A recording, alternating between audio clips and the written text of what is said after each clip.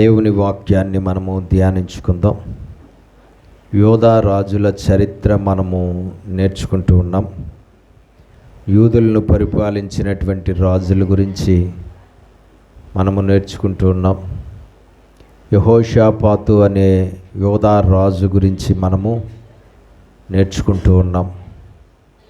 యెహోషాపాతు రాజుగారు పరిపాలన ప్రారంభమైనప్పటి నుంచి ఆయన చనిపోయే వరకు కూడా జరిగిన విషయాలన్నీ కూడా మనం నేర్చుకుని ఆయన చరిత్ర ద్వారా మనం తెలుసుకోవలసిన సత్యాలను మనము తెలుసుకోవడానికి ప్రయత్నం చేద్దాం.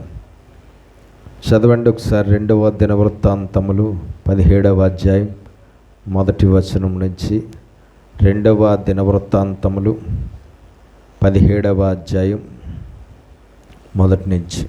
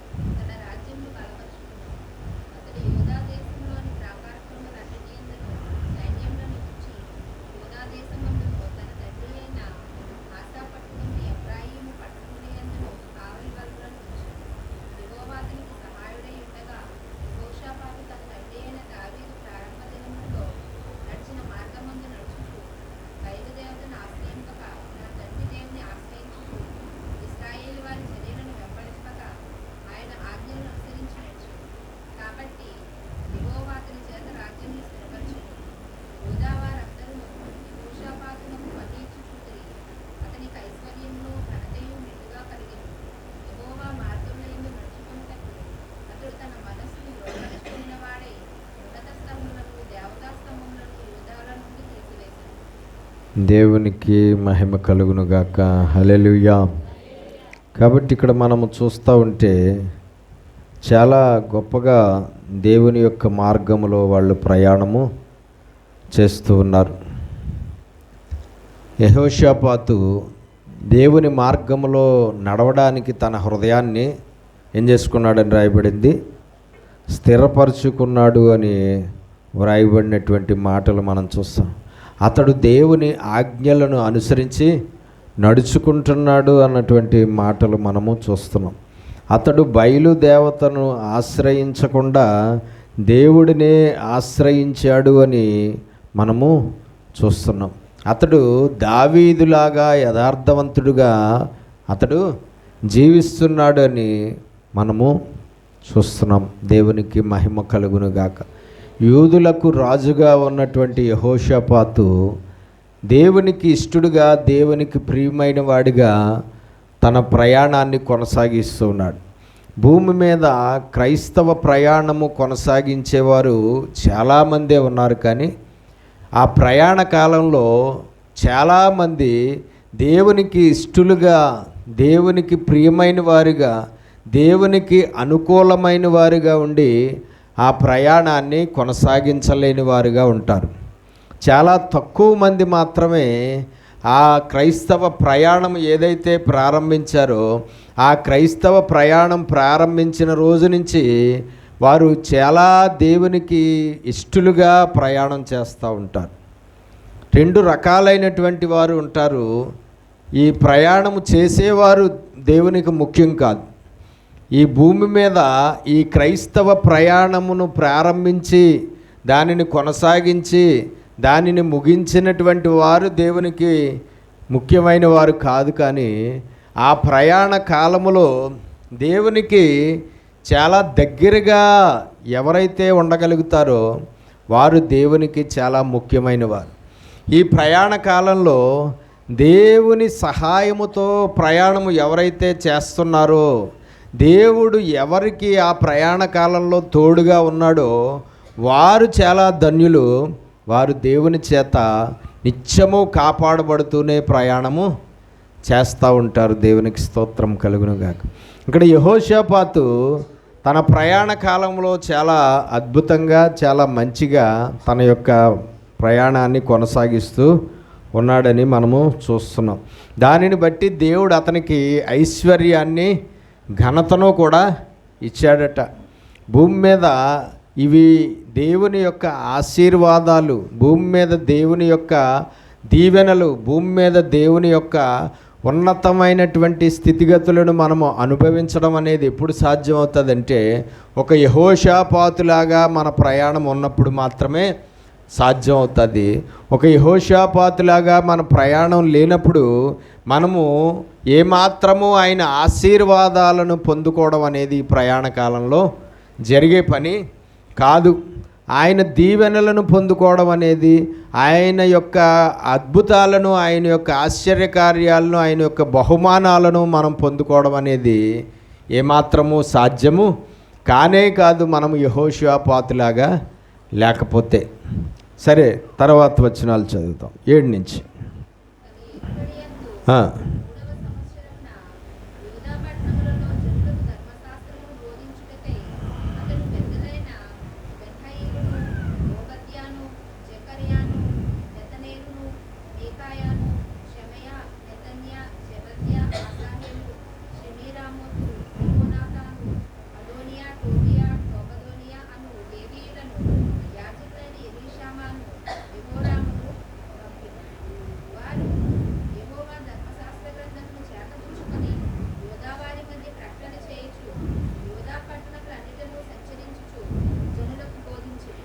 రెండు చేతుల పైకి ఎత్తి ఒకసారి స్తోత్రాలు చెల్లిద్దాం.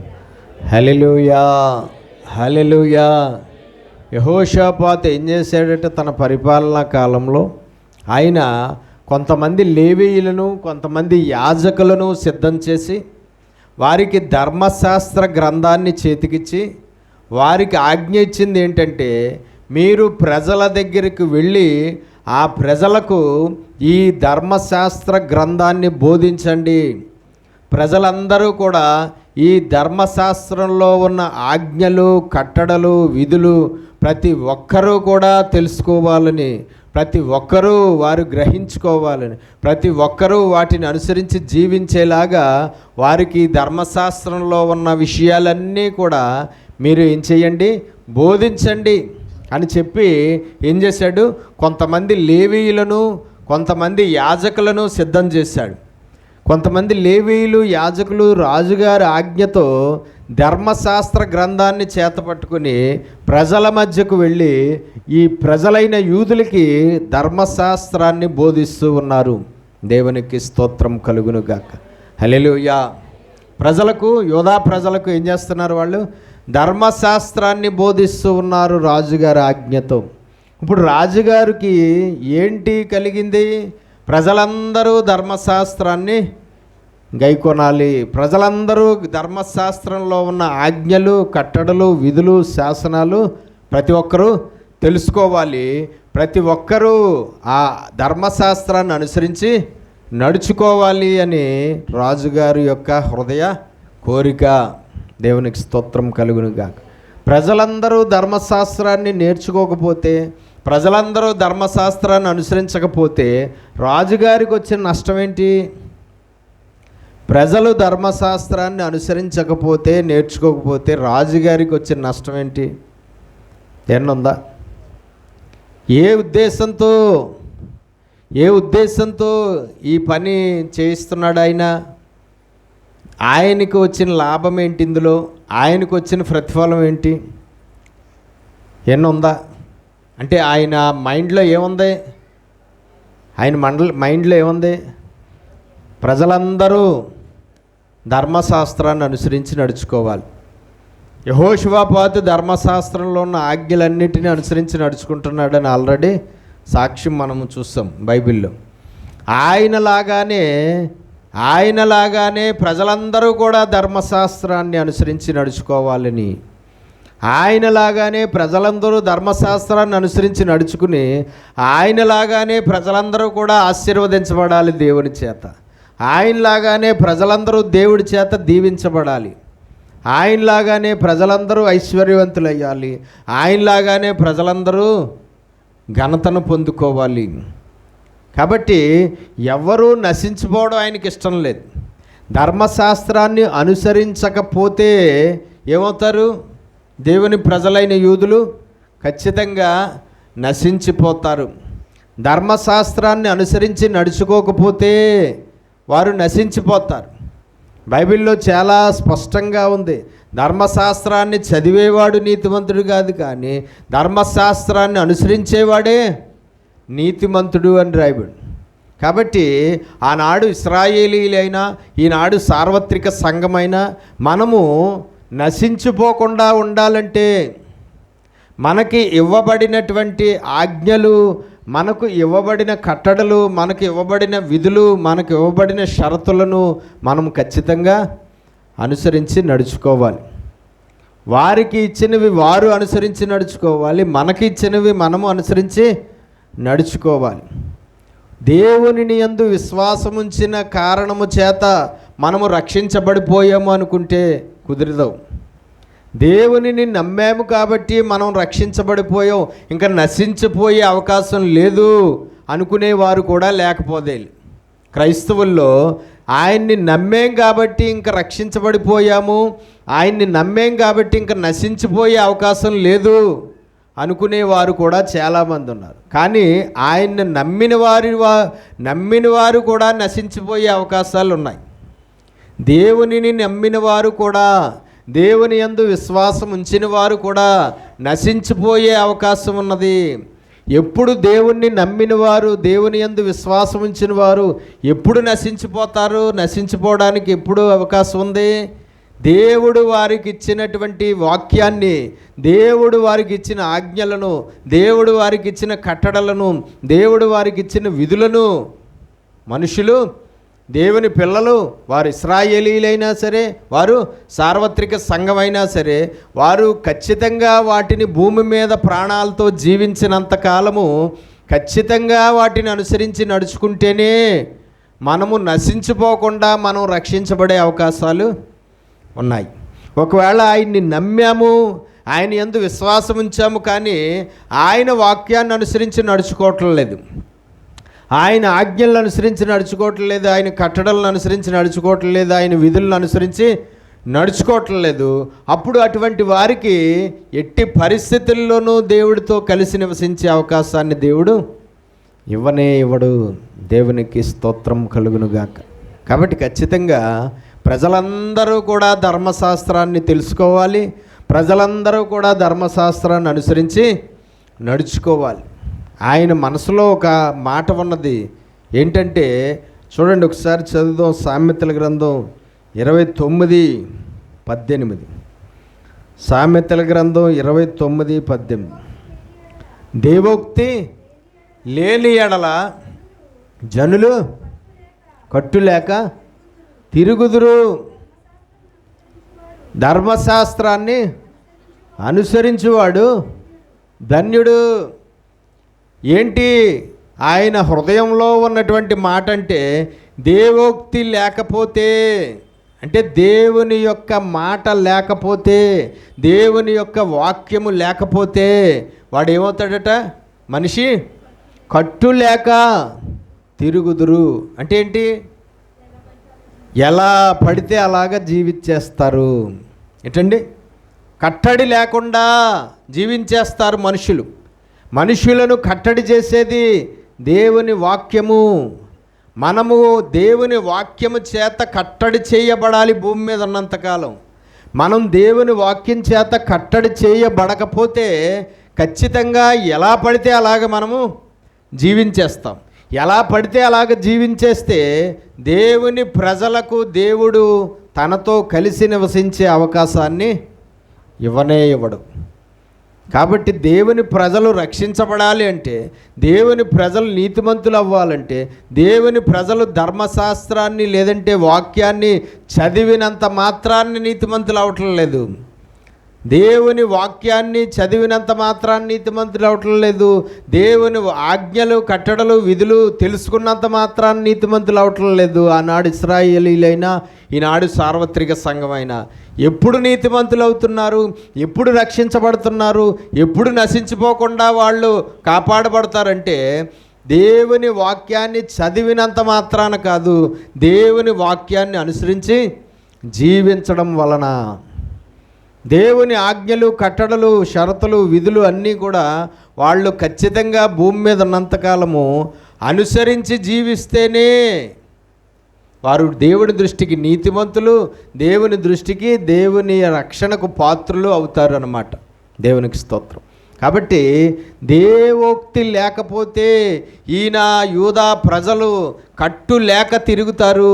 కట్టు లేక తిరిగారంటే ఎలా పడితే అలా జీవించేస్తారు. ఎలా పడితే అలా జీవించేశారంటే వీళ్ళు ఏమవుతారు? నశించిపోతారు. కాబట్టి వీళ్ళు ధర్మశాస్త్రాన్ని అనుసరించి నడుచుకోవాలి, అప్పుడే వీరు ధన్యులవుతారు. కాబట్టి వీళ్ళు రక్షించబడాలి, నశించిపోకుండా. కాబట్టి వీళ్ళకి ఏం తెలియాలి? ధర్మశాస్త్రం తెలియాలి. ధర్మశాస్త్రం తెలియాలంటే ధర్మశాస్త్రాన్ని తెలిసిన వారు, ధర్మశాస్త్రాన్ని బోధించగలిగిన వారు ఎవరైతే ఉన్నారో వారు వెళ్ళి ఆ ధర్మశాస్త్రాన్ని వాళ్ళకు బోధించాలి. అందుకనే ధర్మశాస్త్రాన్ని ఉపదేశించగలిగిన వారుగా ఆ కాలంలో ఎవరైతే ఉన్నారో ఆ లేవీయులు, ఆ యాజకులను కొంతమందిని ఆయన సెలెక్ట్ చేసి వారిని ఏం చేశాడండి?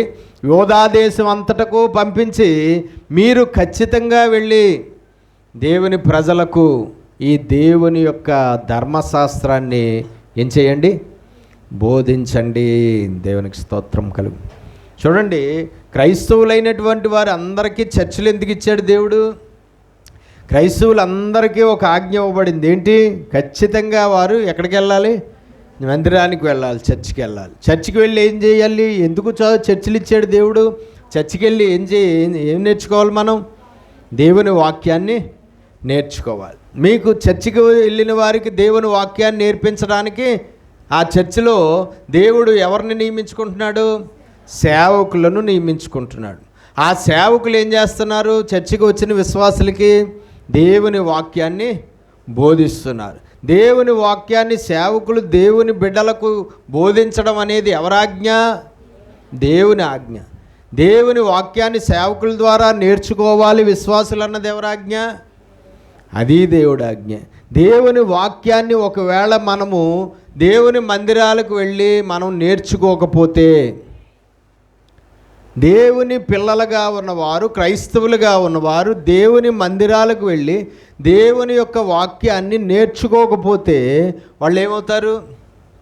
దేవుని వాక్యాన్ని వాళ్ళు నేర్చుకోలేని కారణంగా దేవుని వాక్యాన్ని వాళ్ళు అనుసరించి జీవించడం అనేది వాళ్ళ జీవితాల్లో జరగదు.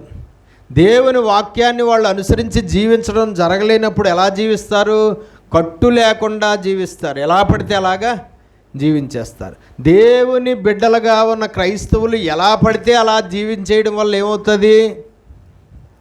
వాళ్ళకి రక్షణ దొరకదు, నిత్య జీవం దొరకదు, వాళ్లకు పరలోకం దొరకదు, వారు దేవునితో కలిసి నివసించే అవకాశాన్ని పొందుకోలేరు. కాబట్టి ఆనాడైనా ఈనాడైనా ఇశ్రాయేలీల విషయంలోనైనా సార్వత్రిక సంఘం విషయంలోనైనా దేవుడి పని ఎందుకు చేస్తున్నాడు?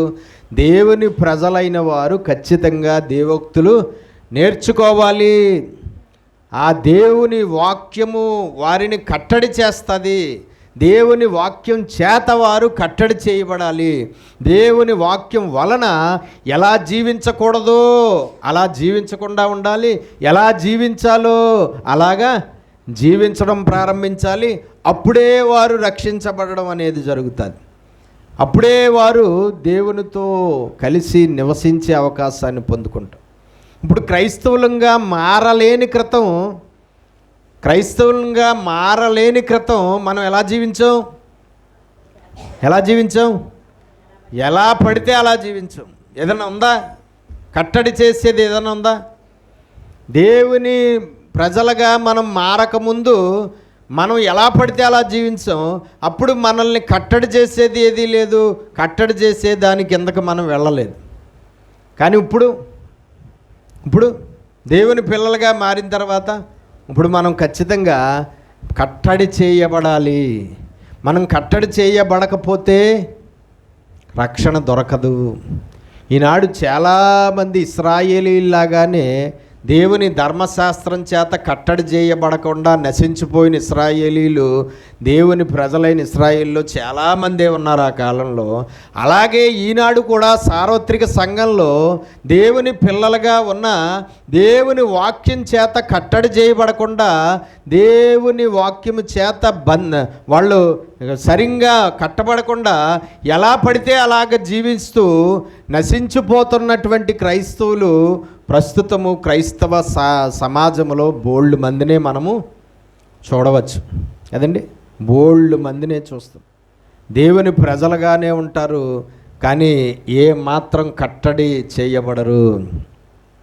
చాలా విషయాల్లో మనం కట్టడి చేసుకుంటున్నాం, కట్టడి చేయబడ్డాం. ఎన్నో తప్పులు, పాపాలు, అపరాధాలు ఎన్నో చేయకుండా మనల్ని మనం కట్టడి చేసుకుంటున్నాం. ఎందుకు కట్టడి చేసుకుంటున్నాము? అందరిలాగా టీవీకి ముందు కూర్చొని అందరిలాగా కొత్త కొత్త సినిమాలు చూడడం మనకిష్టమే. కానీ ఎందుకు చాలామంది క్రైస్తవులు టీవీలు ఉన్నా సరే వాటి ముందు కూర్చొని ఆ కొత్త కొత్త సినిమాలు చూడకుండా కట్టడి చేసుకుంటున్నారు వాళ్ళ కళ్ళను?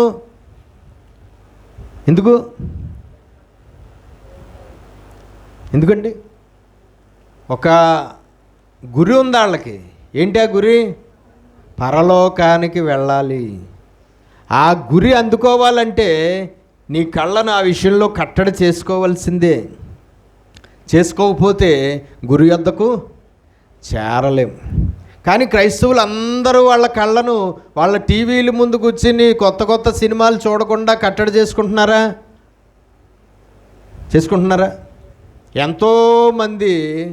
ఎంతోమంది క్రైస్తవులు గృహాలకు వెళ్ళినప్పుడు వాళ్ళ టీవీల్లో సేవకులు చూడడానికి వెళ్ళినప్పుడు వాళ్ళ టీవీల్లో సినిమాలు చూస్తూ కూర్చున్నటువంటి విశ్వాసులుగా బోల్డ్ మంది కనబడుతూ ఉంటారు.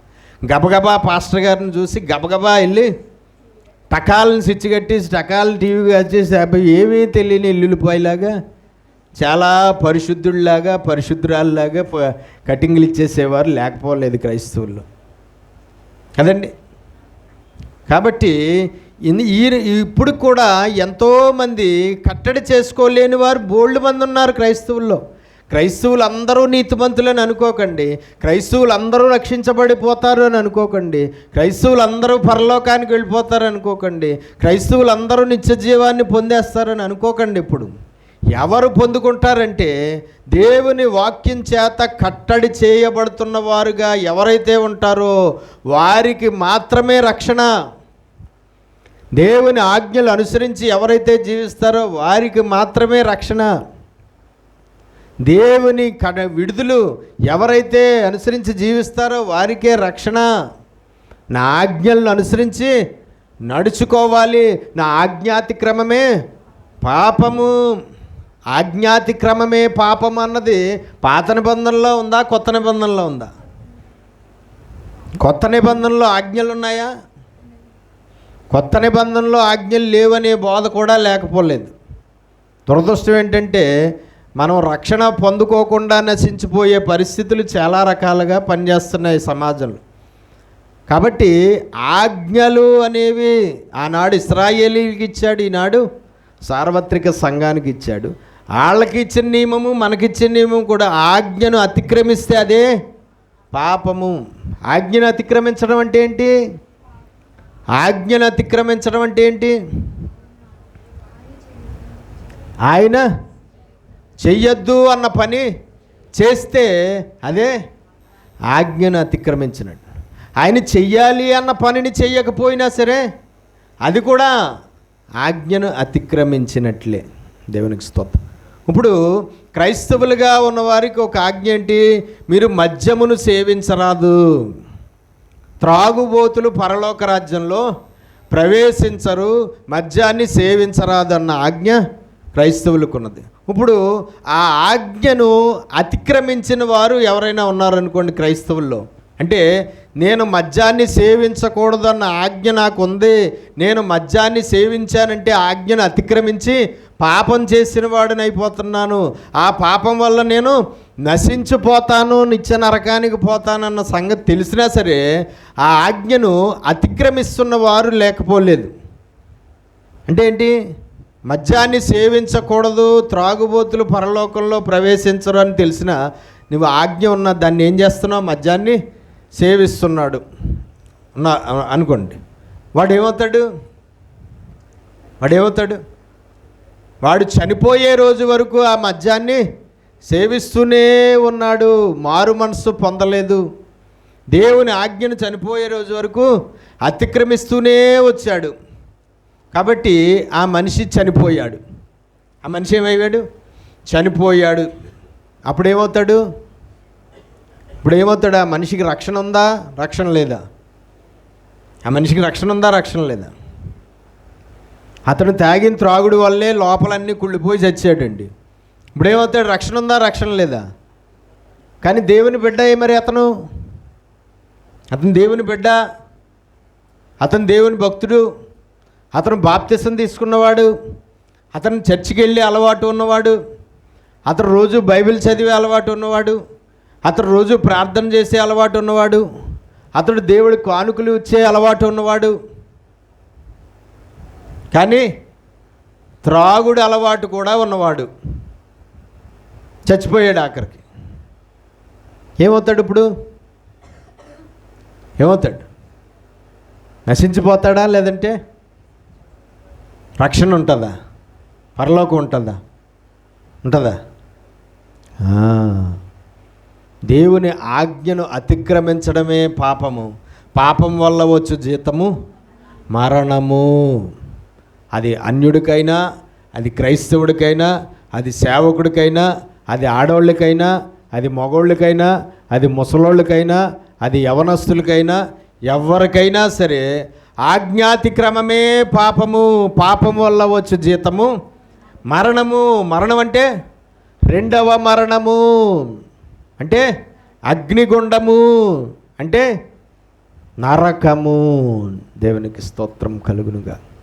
కాబట్టి మనం తెలుసుకోవాల్సింది ఏంటంటే, ఎట్టి పరిస్థితుల్లోనూ ఆయన దేవుని వాక్యము ఏదైతే ఉందో, దేవుని ఆజ్ఞలు, దేవుని కట్టడలు, దేవుని విధులు ఏవైతే ఉన్నాయో వాటి చేత మనం ఏమవ్వాలి? కట్టడి చేయబడాలి. యోబు అంటాడు, నా కళ్ళతో నేను నిబంధన చేసుకున్నాను. ఏ విషయంలో? ఏమిటి? కన్యకను చూడకూడదని నా కళ్ళతో నేను ఏం చేసుకున్నాను? నిబంధన చేసుకున్నాను. ఏమండి, కళ్ళు సరిగ్గా కనబడక కన్యకలను చూస్తే సైట్ ఏమన్నా పనిచేస్తుంది ఆయనకి? పెళ్ళైన ఆడవాళ్ళని చూస్తే బాగానే కనబడుతున్నాయి, పెళ్ళి కాని ఆడవాళ్ళని చూస్తే కళ్ళు సరిగ్గా కనబడట్లేదా? అందుకని ఆయన, నేను కన్యకలను చూస్తుంటే నా కళ్ళు సరిగ్గా కనబడట్లేదు, అందుకే నేను కన్యకలను చూడడం మానేద్దాము అని నిబంధన చేసుకున్నాడా? లేదంటే ఏ కారణం చేత? చదవండి. నేను నా కన్నులతో నిబంధన చేసుకున్నాను, కన్యకను నేను చూచెదను, చేసిన ఎడల ఏ మగును. ఎంత అద్భుతమైన మాట అండి! దేవుని ఆజ్ఞ ఏమైపోతుంది?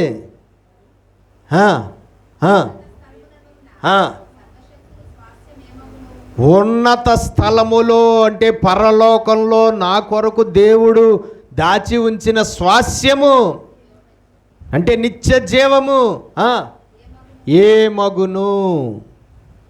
అంటే నాకు దొరకదు కదా. ఏంటి? నాకు అది దొరకదు కదా. ఎంత గొప్పగా చెప్పాడండి ఆయన. కాబట్టి ఎందుకు అలా కట్టడి చేసుకోవాల్సి వచ్చింది యోబు? దేవుని ఆజ్ఞను అతిక్రమించేస్తాను. లేకపోతే దేవుని ఆజ్ఞను అతిక్రమించేస్తానంటే ఏమైపోతాను? ఎంత గొప్ప భక్తుడినైనా సరే నేను ఏమైపోతాను? నశించిపోతాను.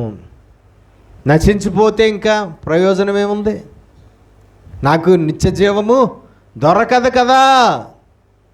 ఈరోజు ఎవరున్నారండి యోబులాగా అలాగా అనుకునే, అంతలాగా భద్రం చేసుకునేవారు క్రైస్తవుల్లో? ఎవరుంటున్నారంటారు? ఎవరు అలాగ వాళ్ళ శరీర అవయవాలను కట్టడి చేసుకుంటున్న వారు ఉన్నారు? ఏంటండి? వాళ్ళ శరీరాన్ని, వాళ్ళ శరీర అవయవాల్ని దేవుని ఆజ్ఞకు విరోధంగా అవి పనిచేయడానికి ఒకవేళ త్వరపడుతుంటే ఆ విధంగా దేవుని ఆజ్ఞకు విరోధంగా అవి పనిచేయకుండా వాళ్ళ శరీర అవయవాల్ని, వాళ్ళ మనస్సులను, వాళ్ళ హృదయాలను, వాళ్ళ క్రియలను, వాళ్ళ పాపాలని కట్టడి చేసుకుంటున్నటువంటి క్రైస్తవులు ఎంతమంది ఉన్నారు క్రైస్తవ సమాజంలో? క్రైస్తవులు ఎంతమంది ఉన్నారంటే బోల్డ్ మందే ఉన్నారు. ప్రపంచంలో క్రైస్తవులే ఎక్కువ మంది. కానీ ఇలాగ ఒక యోబులాగా కట్టడి చేసుకుంటున్నటువంటి వారు ఎంతమంది? కన్యకను చూశానంటే నాకు ఏం కలుగుతుంది? హృదయంలో తప్పుడు ఆలోచన కలుగుతుందేమో. కలిగిందంటే నా మనసు తప్పుగా ఆలోచించడం జరుగుతుందేమో. నా మనసు తప్పుగా ఆలోచించిందంటే నా శరీరం తప్పు చేస్తుందేమో. నా శరీరం తప్పు చేసిందంటే దేవుని ఆజ్ఞ ఏమైపోతుంది? దేవుని ఆజ్ఞని నేను అతిక్రమించినట్లే కదా. నేను ఆ పాపం చేశానంటే నా కోసం దేవుడు ఉంచిన స్వాస్యం, పరలోకంలో దేవుడు నా కోసం ఉంచిన స్వాస్యం నాకు దొరుకుతుందా? దొరకదు. దొరకపోతే నేనేమైపోతాను? నశించిపోతాను. కాబట్టి నేను నా కళ్ళతో నిబంధన చేసేసుకున్నాను. కన్యకల్ని చూడమని ఎవడు చెప్పాడు? చూసిన తర్వాత వాళ్ళ మీద ఆ కోరిక కలగమని ఎవడు చెప్పాడు? తర్వాత చూడండి, ఇదే పని దావీదంత గొప్పదే భక్తుడే ఒకానొక సమయంలో తన కళ్ళకు కట్టడి చేసుకోలేకపోయాడు కదా. ఏం చేసుకోలేకపోయాడు? తన కళ్ళను కట్టడి చేసుకోలేకపోయాడు. కట్టడి చేసుకోకపోవడం వల్ల ఏం జరిగింది? వ్యామోహం కలిగేసింది. వ్యామోహం కలిగిన తర్వాత పాపం చేసేసాడు. పాపం చేయడం వల్ల దాంతోపాటు ఇంకో పాపం చేయవలసి వచ్చింది, భర్తను చంపించేసి. దానివల్ల ఏం జరిగింది? చేసిన 2 పాపాలకే 4 శిక్షలు బతికున్నంత కాలము అనుభవించవలసి వచ్చింది.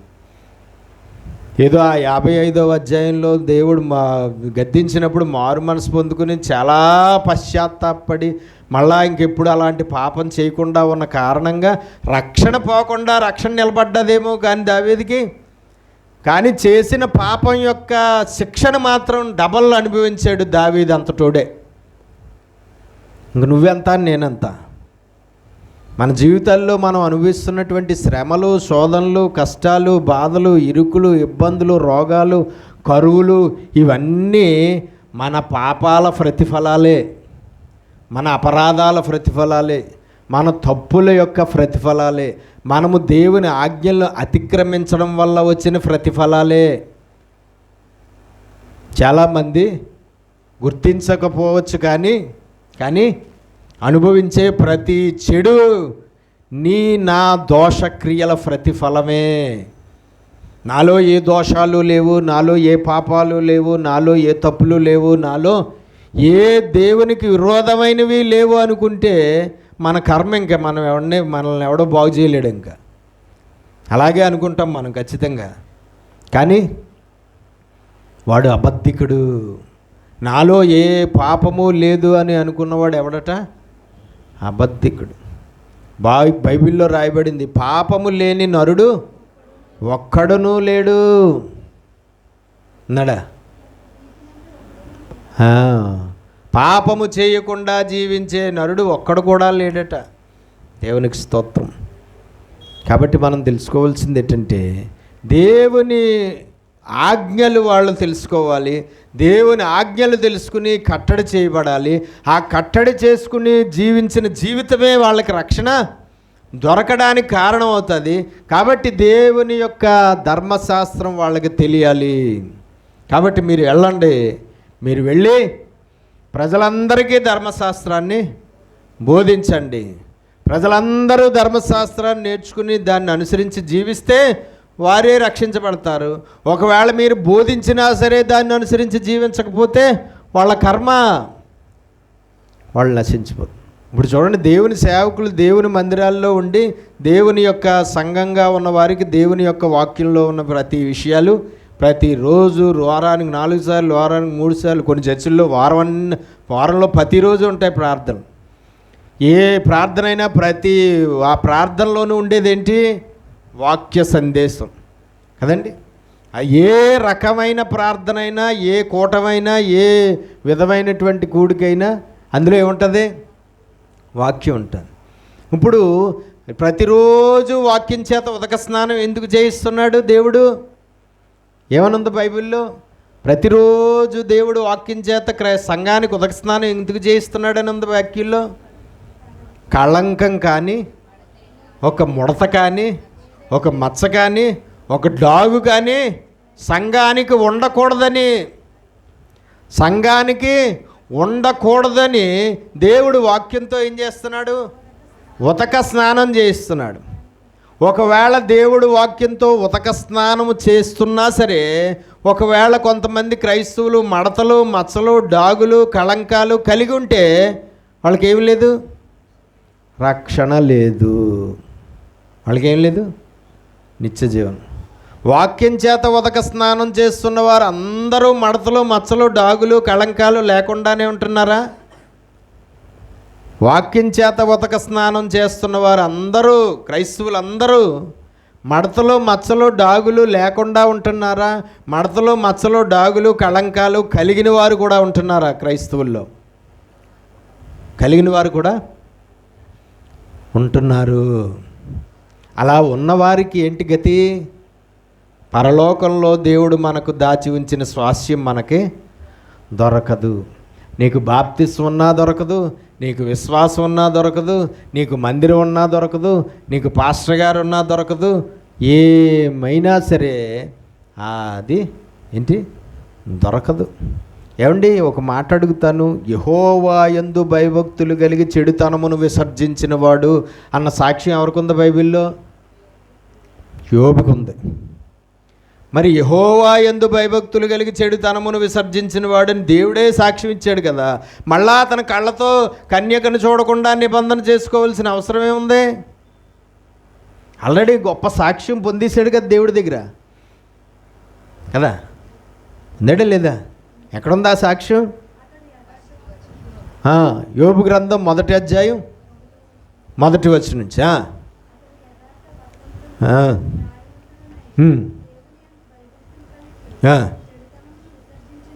దేవుని యందు భయభక్తులు కలిగి చెడుతనమును విసర్జించిన వాడు. ఆల్రెడీ అంత గొప్ప సాక్ష్యం దేవుడి దగ్గర ఉంది. ఆల్రెడీ చాలా గొప్పగా దేవుడి దృష్టిలో అతడు ఉన్నాడు. ఇంకా అతడు జీవితకాలంలో అలాంటి నిబంధనలు చేసుకోవాల్సిన అవసరం ఏముందండి? కన్యకలను చూడకుండా కళ్ళతో నిబంధనలు చేసుకోవాల్సిన అవసరం ఏముంది? నేను రక్షించబడిపోయాను అని అనుకోలేదు ఆయన. నేను ఒకవేళ పాపం చేస్తే నాకు రక్షణ లేదు అన్న సత్యాన్ని యోబు గ్రహించాడు. నేను మంచి సాక్ష్యం కలిగిన వాడినైనా, నేను దేవుని యందు భయభక్తులు కలిగిన వాడినైనా, నేను పాపము చేస్తే నాకు పరలోకంలో నా కోసం దేవుడు దాచించిన స్వాస్యం నాకు దొరకదు అన్న సత్యాన్ని ఎరిగినవాడుగా ఉన్నాడు. కాబట్టే నిబంధన చేసుకుని కట్టడి చేసుకున్నాడు. Self control. ఈనాడు దేవుని పిల్లలే కానీ సినిమాలే, సీరియల్లే. దేవుని పిల్లలే కానీ తాగుడే. దేవుని పిల్లలే కానీ అక్రమ సంబంధాలే.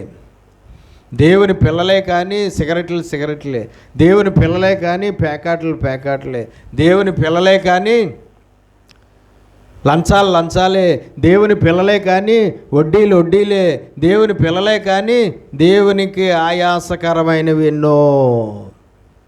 దేవుని ఆజ్ఞను అతిక్రమిస్తున్నాను, అప్పుడే నేను పాపినైపోయాను, ఈ పాపం వల్ల నా రక్షణ నాకు దూరం అయిపోతుంది అన్న భయము కలిగిన వారు ఎవరున్నారు? ఎంతమంది ఉన్నారు?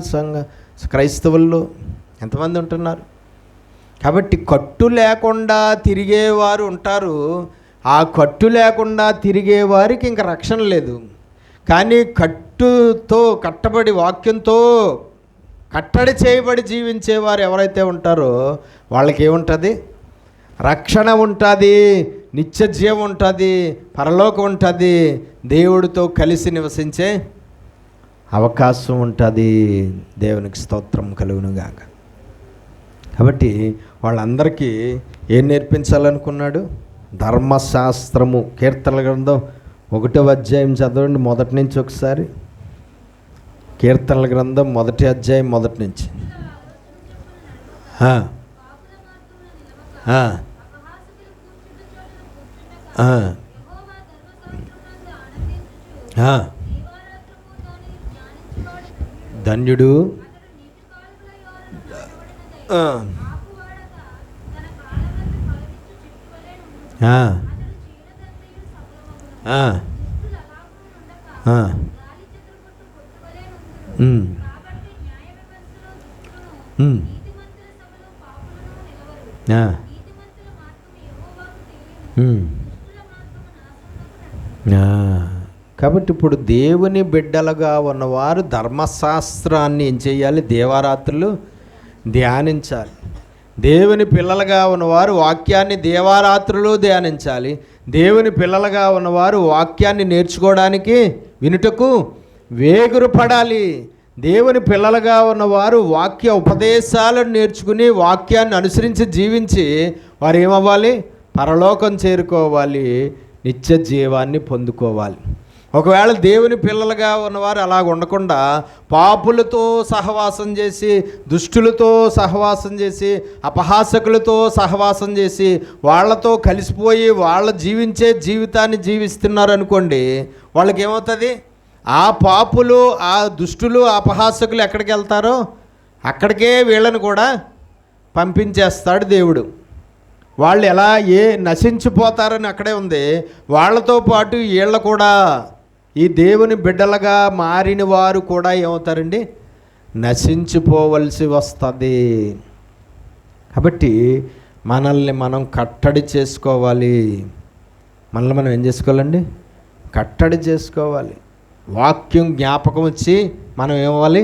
కట్టడి చేయబడాలి. వాక్యము జ్ఞాపకం వచ్చి ఇది పాపము అని తెలుసుకుని ఆ పాపాన్ని చేయకుండా ఏమవ్వాలి? కట్టడి చేసుకుంటేనే ఒకరోజు దేవుడిచ్చే స్వాస్యాన్ని పొందుకోవడానికి అర్హులము అవుతాము. లేదు, కట్టు లేకుండా తిరిగేసాం, బతికినంత కాలము వాక్యం లేదు, గీక్యం లేదు, దేవుడు లేదు, ఇది లేదు,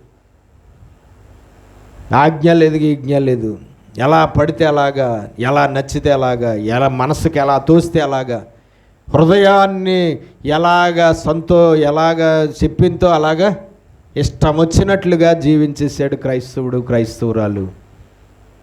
అయితే ఏం దూరం అయిపోతుంది? రక్షణ దూరం అయిపోతుంది.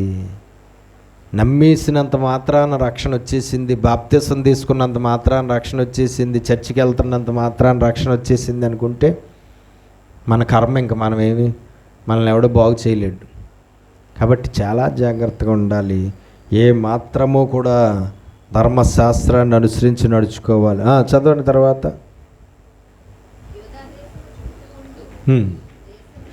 10వ వచనం నుంచి. యోధా దేశము చుట్టూ ఉండు.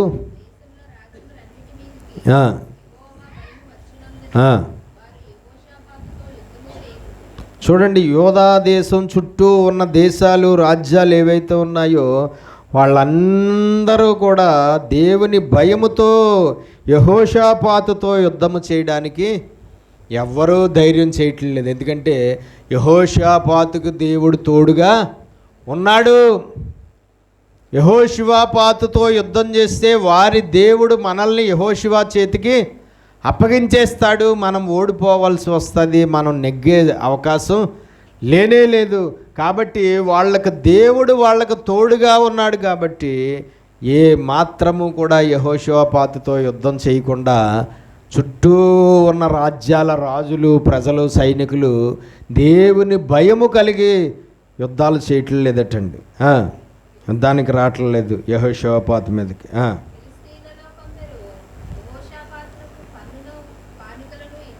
ఫిలిస్తీయులు అనబడినటువంటి అన్య జనాంగంలో కూడా కొంతమంది యెహోషాపాతుకు లోబడి యెహోషాపాతు నాయకత్వం కిందకు వచ్చి యెహోషాపాతుకి ఏం చేస్తున్నారు? పన్ను కానుకలు ఇస్తున్నారట.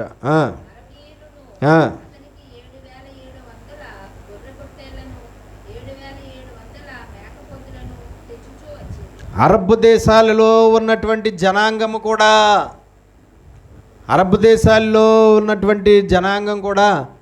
ఏం చేస్తున్నారట? యెహోషువాపాతుకు లోబడి జీవిస్తున్నారు.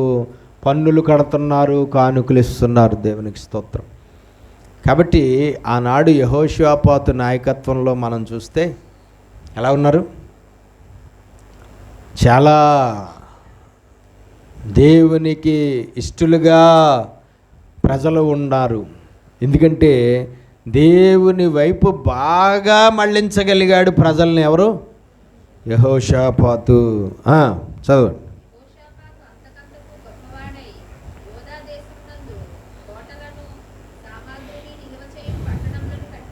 యోధా దేశములో యోధా రాజైన యెహోషాపాతు అంతకంతకు గొప్పవాడవుతున్నాడు. దానికి కారణం అతని భక్తి జీవితం, అతడు దేవునికి అనుకూలంగా జీవిస్తున్న జీవితం, అతడు దేవుడికి ఇష్టమైన పనులు చేస్తున్నటువంటి విధానం ఏదైతే ఉందో, ప్రజలందరూ కూడా రక్షించబడాలని, నశించిపోకూడదని తాపత్రయపడుతున్నాడు ఏదైతే ఉందో, దానిని బట్టి ప్రజలందరూ కూడా రక్షణ పొందుకునేలాగా వాళ్ళకి ధర్మశాస్త్రాన్ని బోధిస్తున్న విధానాన్ని బట్టి, ప్రజలందరినీ దేవుని వైపు నడిపించిన విధానాన్ని బట్టి, వ్యక్తిగతంగా తనకు తాను కూడా చాలా మంచి పునాది మీద కట్టబడుతున్నాడు. చాలా యథార్థవంతుడిగా నడిపించబడుతున్నాడు. దేవుని ఆజ్ఞలను అనుసరించి నడుచుకుంటున్నాడు. దేవుని మార్గంలో నడవడానికి తన హృదయాన్ని స్థిరపరుచుకుంటూ దేవుని మార్గంలో నడుస్తున్నాడు. ఇవన్నీ కూడా అతడు అంతకంతకు వర్ధిల్లడానికి కారణమయ్యాయి. ఎవరి జీవితాల్లో ఈ విధంగా దేవునికి ఇష్టమైన బ్రతుకు ఉంటుందో వారు దేవుని వలన అంతకంతకు అంతకంతకు అంతకంతకు వర్ధిల్లుతూ ఉంటారు అన్ని విషయాల్లోనూ. ఏ క్రైస్తవుల జీవితాల్లో ఈ విధంగా దేవుని విధానం కనబడదో వాళ్ళు వర్ధిల్లడం అనేది జరగదు. వాళ్ళు క్రమక్రమంగా అభివృద్ధి చెందడం అనేది జరగదు.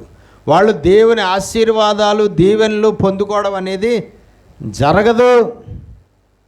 ఎవరైతే దేవునికి ఇష్టలుగా ఉంటారో, ఎవరైతే దేవునికి ప్రియులుగా ఉంటారో, ఎవరైతే దేవునికి అనుకూలంగా జీవిస్తారో, ఎవరైతే దేవుని మార్గంలో ప్రయాణము చేస్తూ ఉంటారో, ఎవరైతే దేవునికి ప్రియమైన వారిగా మారుతూ ఉంటారో, వాళ్ళు అడిగినా అడగకపోయినా సరే వాళ్ళని భూమి మీద ఉన్నంతకాలము దేవుడు ఏం చేస్తాడు?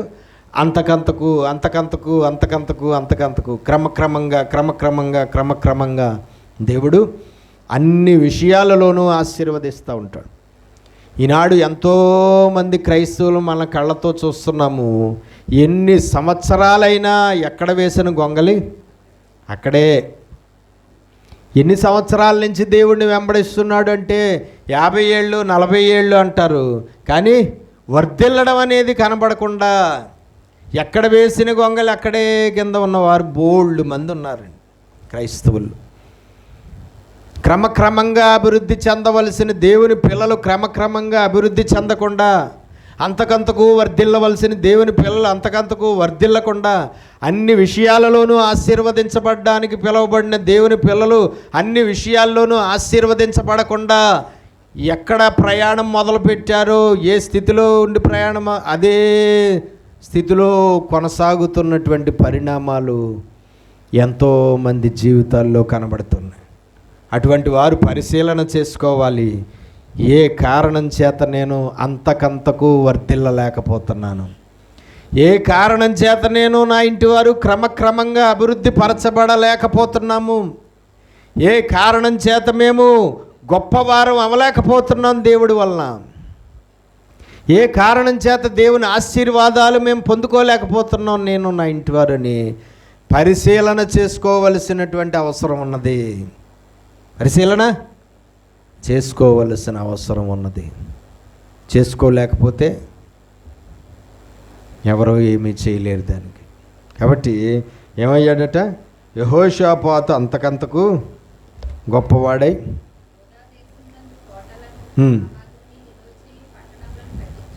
చాలా పట్టణాలను కొత్తగా చాలా పట్టణాలను కట్టించాడటండి. ఎవరు? యెహోషాపాతు యోధా దేశంలో.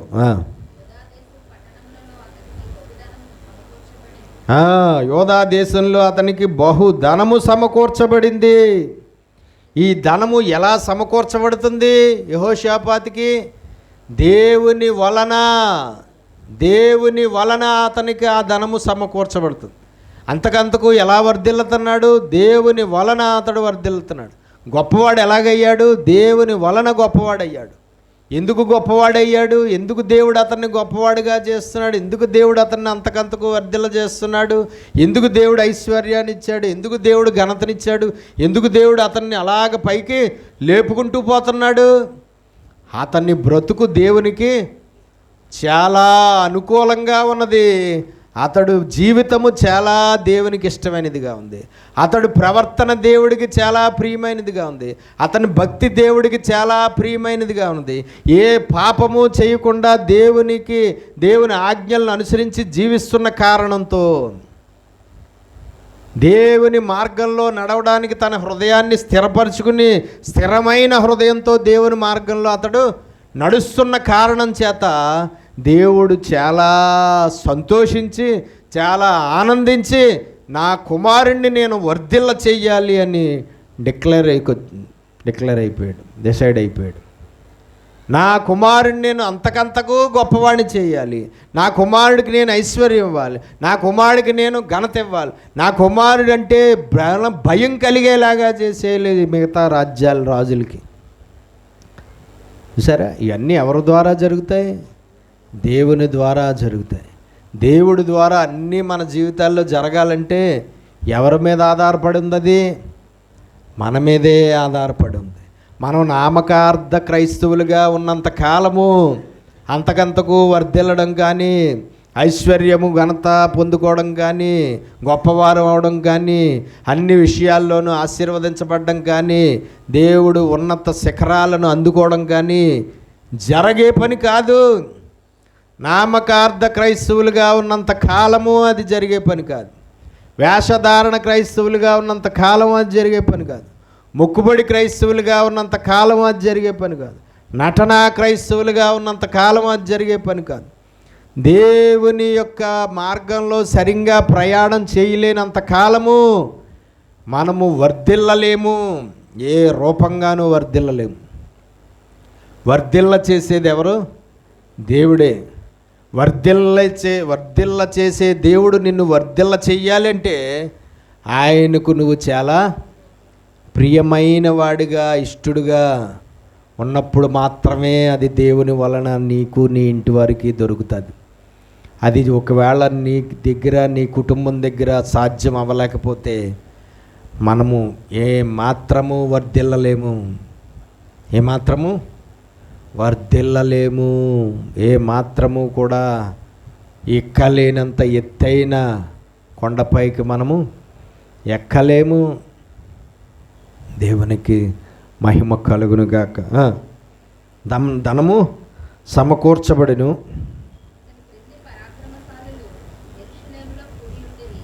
చాలా పరాక్రమశాలులే ఉన్నారు అతని కింద.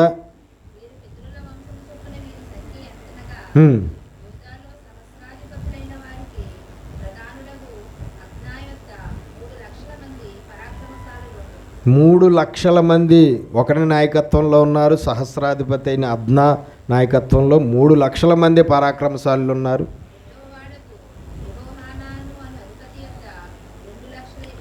2,80,000 మంది మరొక వ్యక్తి దగ్గర ఉన్నారు.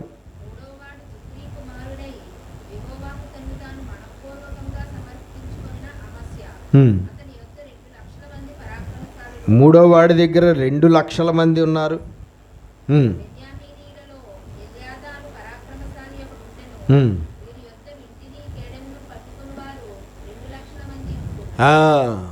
మరొక వ్యక్తి దగ్గర 2 లక్షల మంది.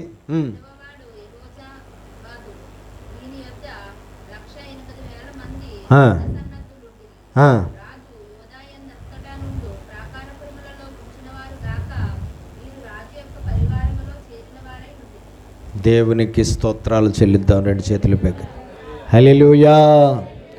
మొత్తానికి కొంతమంది నాయకత్వంలో, అధిపతుల నాయకత్వంలో, సహస్రాధిపతుల నాయకత్వంలో ఇతని దగ్గర ఉన్న పరాక్రమశాలులు అందరూ కలిపితే సుమారు 10-12 లక్షల మంది వచ్చారు. అక్కడ రాయబడిన కౌంట్ మనం లెక్కట్లేదు, కానీ ఎంతమంది వచ్చారండి? 10-12 లక్షల మంది దాకా వచ్చారు.